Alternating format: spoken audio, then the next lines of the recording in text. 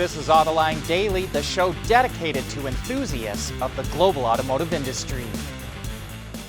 Could this be the battery breakthrough the auto industry has been waiting for? A Silicon Valley advanced materials company called Lyten has come up with a way to make lithium-sulfur EV batteries that utilizes 3D graphene. Lyten says it can make batteries that are lighter, cheaper, and more powerful than anything on the market today, and can even outperform solid-state batteries. You've probably never heard of Lyten before because it's been operating in stealth mode since most of its work has been with the U.S. military. We came across Lyten at the Motorbella show yesterday, and here's what CEO Dan Cook of the company told us. Our innovation is really three-dimensional graphene, and it's a very innovative, revolutionary material that we've developed onshore. We own the intellectual property, and three-dimensional graphene has some phenomenal characteristics. When you actually marry it with sulfur, you can actually create a battery that has the equivalent of 3 times the energy density of today's conventional lithium ion. These three green ones, these are the batteries coming out of China today. Conventional lithium ion. Conventional, right. And you've got lithium sulfur here, which is equivalent to 3 of these batteries. That's right, on a gravimetric energy density basis, that is correct. And it's lighter than any of these batteries. Absolutely, you can feel it for yourself. It's lighter than 3 of them. Yes, indeed. So this has got to be tremendous because you're saying you can make this with all the materials right here in the U.S. and do all the process. There's no cobalt in these. There's no manganese in these. No nickel, and you're right.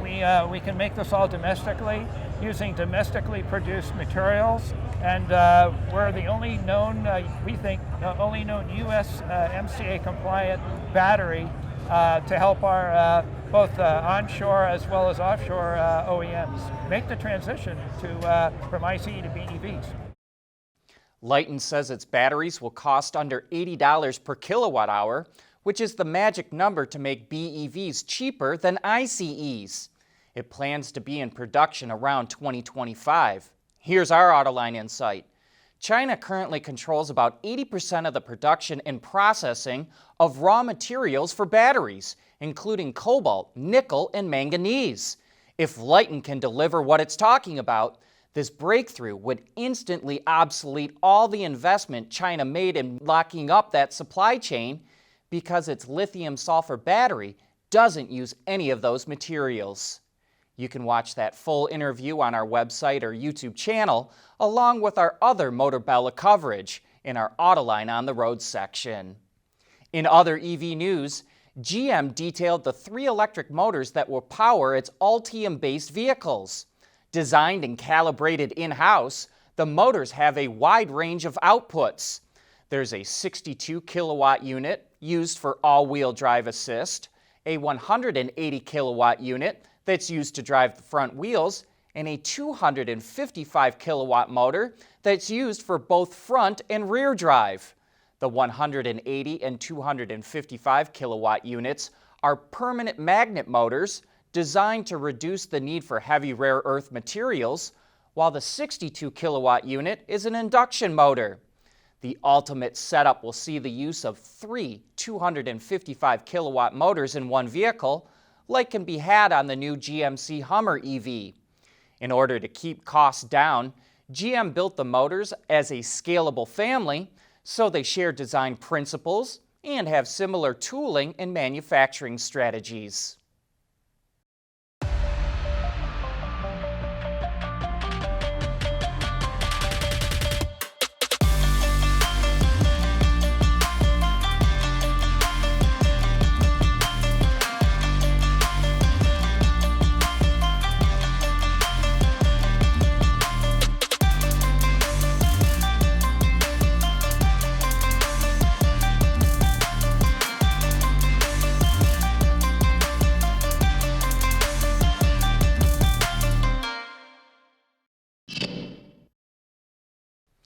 Gas or electric? Mercedes is making that a harder choice for S-Class buyers in the U.S. market. It revealed the EQS EV will have a starting price in North America of a bit more than $103,000, including destination, but before incentives. That's about $7,500 less than the base S-Class sold in the U.S. It's important to note that the base EQS has quite a bit less power and is only rear-wheel drive, where the base S-Class is all-wheel drive. But when you start factoring in incentives, and we guess most EQS buyers qualify for the full credit, we think it becomes an even more compelling argument. All-wheel drive is available on the EQS, and it's a $17,000 option. To round out the EQS's pricing, a top-of-the-line Pinnacle model with all-wheel drive will go for a bit more than $126,000. Acura updated one of the most important vehicles in its lineup, the RDX. Let's start with the design changes, which are minor. The biggest difference we see is with the lower air vents. The significant upgrades were in the area of noise reduction. To bring down the decibels in the cabin, engineers added new front fender liners, thicker carpet, acoustic glass, insulation in the doors, dash, D-pillar, roof, cargo bins, rear hatch, under the hood, and over the drivetrain tunnel. It even reduced the cold engine idle speed by 150 RPM. Other changes include a retuned active damper system, which is even more comfortable in comfort mode and more responsive in sport mode. It also gets new tech, an A-Spec model, and a PMC edition that comes in exclusive blue paint. The new RDX goes on sale in November. Honda introduced the second-gen version of its BRV small crossover. It gets a new design both inside and out and can seat up to 7 people. It's powered by a new 1.5-liter engine, which is mated to a CVT and meets Euro 4 emission standards. Safety technology, including lane keeping assist, collision mitigation, road departure mitigation, and adaptive cruise control, is also available. The BRV, which was designed for Indonesia, its biggest market, is based on Honda's N7X concept.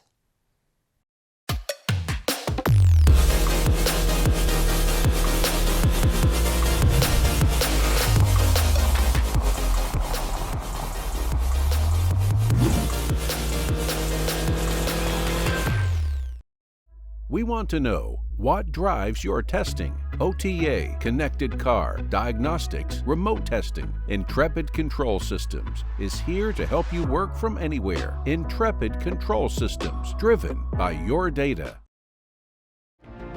Mobility is becoming electric, connected, and autonomous, just like the manufacturing world. But will always be one thing: a reliable partner for our customers.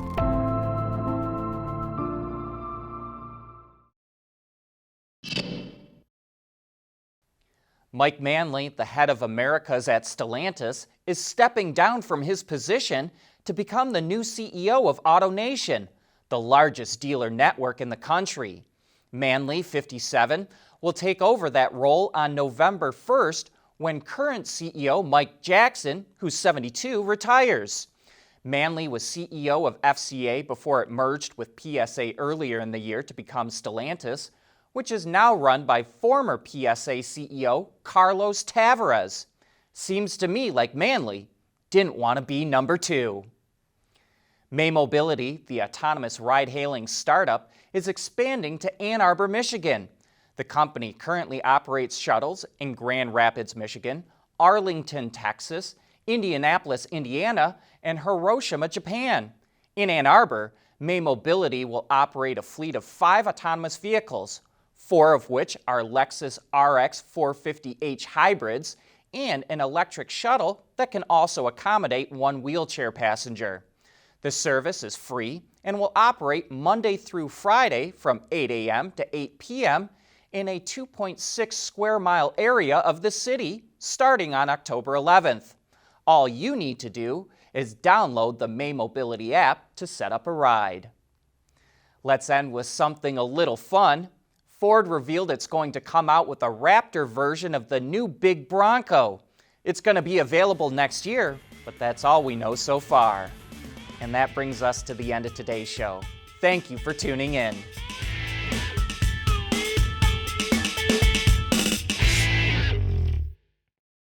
AutoLine Daily is brought to you by Bridgestone, solutions for your journey. Intrepid Control Systems, over-the-air engineering, boost your game. Scheffler, we pioneer motion. And by Magna.